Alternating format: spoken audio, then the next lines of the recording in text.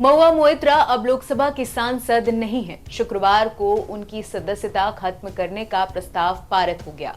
उनके खिलाफ पैसे लेकर सवाल पूछने की शिकायत हुई थी, जिसे लोकसभा स्पीकर ओम बिरला ने एथिक्स कमेटी के पास भेजा था। कमेटी की पहली सिफारिश पर ही महुआ की सांसदी चली गई।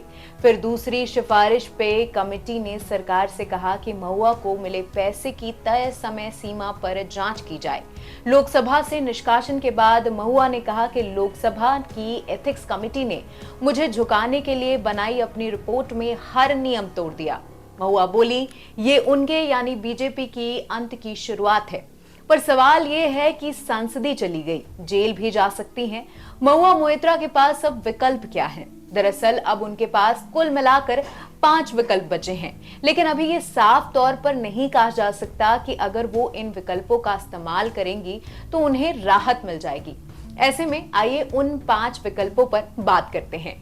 टीएमसी नेता के पास पहला ऑप्शन है कि वो फैसले की समीक्षा के लिए संसद से गुजारिश करें। हालांकि आखिरी फैसला संसद का ही होगा कि इस पर विचार करना चाहता है या नहीं।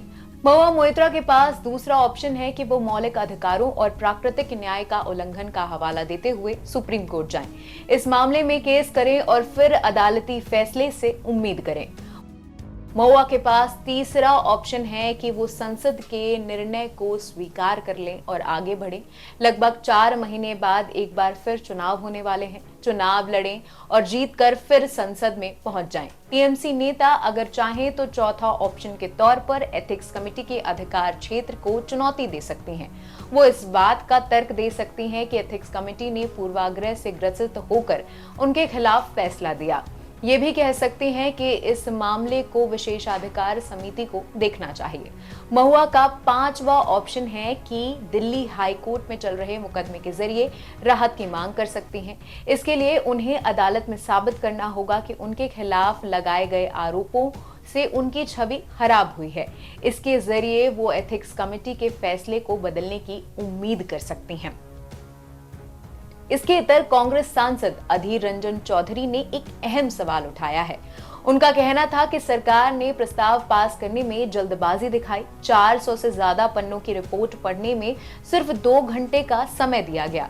जवाब में बीजेपी सांसद हिना गावित ने कहा कि उन्होंने इन 2 घंटों में ही पूरी रिपोर्ट पढ़ ली। इसमें लिखा गया था कि महुआ ने अपना सांसदीय लॉगिन आईडी पासवर्ड किसी और को दिया।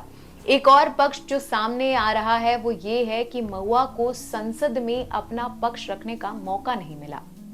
टीएमसी सांसद कल्याण बनर्जी ने कहा कि जिस महुआ पर आरोप हैं उन्हें ही बोलने का मौका नहीं दिया जा रहा। जवाब में केंद्रीय संसदीय कार्य मंत्री प्रहलाद जोशी ने कहा कि महुआ को एथिक्स कमेटी के सामने अपनी बात रखने का पूरा मौका मिला।